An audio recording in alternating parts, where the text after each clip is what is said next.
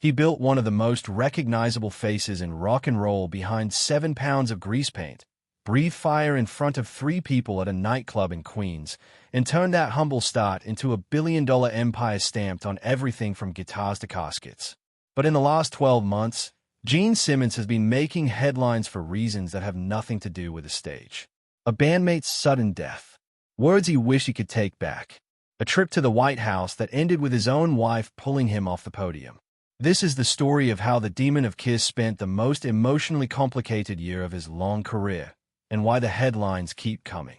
To understand why any of this lands so hard, you have to go back to where Gene Simmons came from, because almost nothing about his rise was handed to him. He was born Chaim Witz in Haifa, Israel, in the shadow of a family history shaped by the Holocaust. His mother had survived the concentration camps as a teenager, and that survival, and the silence that came with it, shaped the boy who would later reinvent himself completely. At 8 years old, he immigrated with his mother to Queens, New York, arriving with no money and no English. He picked up the language partly by trying to read American comic books he couldn't yet understand, obsessing over superheroes the way other kids obsessed over baseball. By the time he was a teenager, he had already changed his name once, from Chaim Witz to Gene Klein, chasing the same reinvention that would define his whole career. Long before the demon makeup, there was a kid translating documents in 5 languages, teaching 6th grade for barely anything an hour, and quietly deciding that he would never again be poor or powerless. That drive is what pushed him into music. He met Paul Stanley in New York in the early 70s, and after their first band, Wicked Lester, fell apart without ever releasing an album, the two of them started over with a much bigger idea, a band built as much around spectacle as sound. They brought in drummer Peter Criss and guitarist Ace Frehley, and in January 1973, in front of an audience so small it barely counted as a crowd, Kiss played their first show. Nobody could have predicted what came next. Within a couple of years, the band that couldn't get radio airplay was headlining stadiums, built entirely on word of mouth, elaborate stage shows, and characters that felt like they'd walked out of a comic book, which, for Gene, was exactly the point. He built the demon persona around fire-breathing and blood-spitting theatrics inspired by horror movies, and it became one of the most enduring characters in rock history. The decades that followed brought albums that defined arena rock, a merchandising empire that eventually stretched to thousands of licensed products, a reality show that ran for years on A&E, and enough tabloid material to fill several books, including Gene's own memoir, where he wrote candidly about a personal life every bit as theatrical as his stage persona. He and his longtime partner, former Playboy Playmate of the Year Shannon Tweed, were together for nearly 3 decades before finally marrying in 2011, a wedding captured on their reality show after years of Gene publicly insisting he didn't believe in the institution. Along the way, there were reunions, breakups, tours with and without makeup, a Hanna-Barbera television movie that became a genuine cult curiosity, and enough business ventures, from a football team to a cannabis company, to make Gene one of the wealthier figures to ever come out of the New York club scene. By any measure, it's an extraordinary American story, immigrant kid to global brand. But the story that's actually breaking right now isn't about the 70s. It's about the last few months, and it starts with a phone call Gene never wanted to get. In mid-October of 2025, Ace Frehley, the original spaceman and one of the 4 men who started Kiss in that tiny club, died at 74 following a fall at his home studio in New Jersey. He had scrapped tour dates just weeks earlier over what were described only as medical issues, and an autopsy later attributed his death to blunt trauma from the fall. For a band whose surviving original members hadn't always been on friendly terms with Frehley over the decades, the loss hit differently than fans might have expected. Simmons and Paul Stanley released a joint statement calling Frehley an essential and irreplaceable part of the band's history, and Gene later described flying to New York for the wake and funeral alongside Stanley and Peter Criss. In a podcast appearance months afterward, he talked about how difficult it was to see Frehley in an open casket, admitting he had to look away because it was simply too much. That grief collided almost immediately with something else that had been building for months: Kennedy Center honors. Back in August, before Frehley's death, President Trump had personally announced that Kiss would be among the 2025 honorees alongside Sylvester Stallone, George Strait, Gloria Gaynor, and Michael Crawford. It was a strange full-circle moment given the band's history with Trump.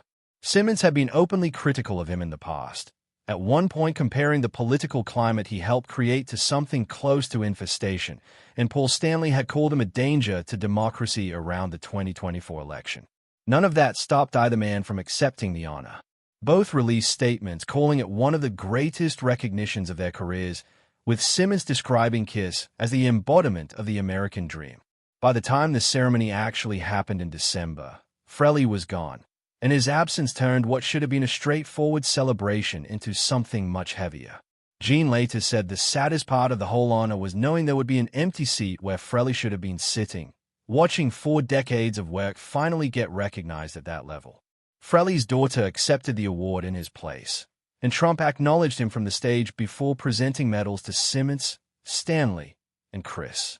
It was, by most accounts, an emotional night, overshadowing whatever political irony hung over a band that had criticized the president now standing in the East Room accepting an honor personally handed to them. Then came the part of the story that actually put Gene back in every entertainment headline for the wrong reasons. In an interview with the New York Post in early December, just before the Kennedy Center ceremony, Gene made comments suggesting that Frehley's death was tied to his own choices, telling the paper that his old bandmate had ignored advice from people who cared about him and that a fall down the stairs, in his words, shouldn't be enough on its own to kill someone. The comments landed exactly the way you'd expect.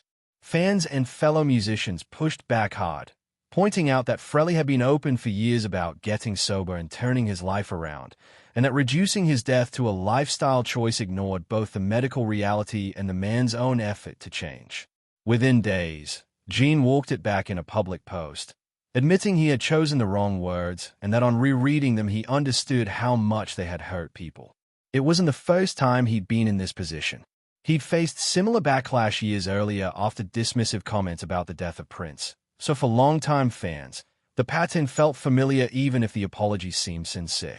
If that were the whole story, it would already be a lot for one year. But Gene wasn't done making news.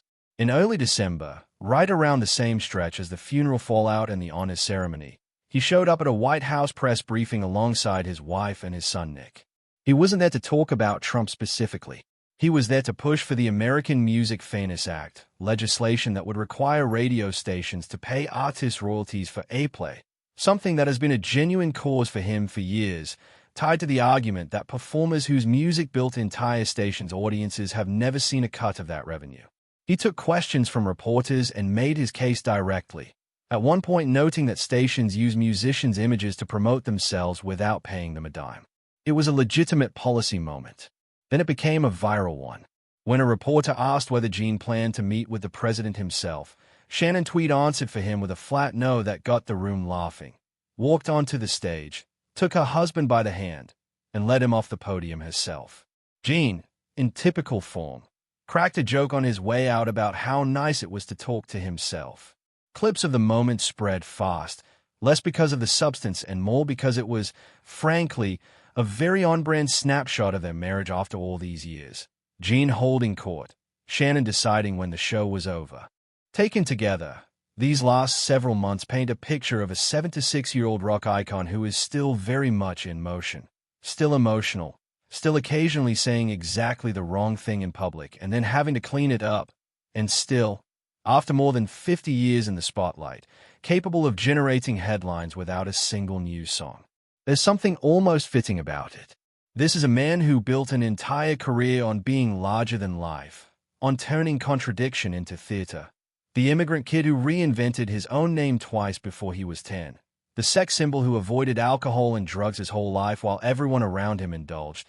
The businessman who slapped his own face on children's toys and adult novelty items with equal enthusiasm. Of course, his grief over losing an old bandmate would come out messy before it came out right. Of course, his proudest professional honor would be shadowed by a funeral. Of course, a serious policy appearance at the White House would end with his wife physically walking him off stage in front of the cameras. What's notable about this current chapter is how much it's forced Gene into a more human register than the character he spent decades building on stage. The demon persona was always armor, something to hide behind, fire and blood and outrageous claims standing in for whatever vulnerability was underneath. But an open casket doesn't care about stage makeup. A public apology, even a reluctant one, isn't something the character would ever have to give. And getting quietly walked off a podium by your wife of decades is the kind of moment no amount of pyrotechnics can spin into something else. Fans who have followed Gene Simmons since the 70s have watched him play villain, showman, businessman, and reality television dad. What they are watching now, whether he intends it or not, is something closer to a man reckoning with mortality in real time, his bandmates, and eventually, inevitably, his own. Where this goes next is genuinely open. Kiss as a touring act officially retired its stage show back in 2023. But Simmons has kept working solo, kept pushing legislation he cares about, and kept giving interviews that occasionally blow up in his face and occasionally remind people why he built an empire in the first place. The Kennedy Center Honors broadcast in late December put a bow, however imperfect, on 5 decades of work that started with 3 people watching a fire-breathing bass player in a nightclub in Queens. Whether the headlines over the next year focus on his advocacy work, another unfiltered comment that needs walking back, or simply the ongoing question of what a rock icon does with the rest of his life once the makeup comes off for good, one thing seems certain. Gene Simmons has never been able to stay out of the conversation for long, and there's no reason to think that changes now.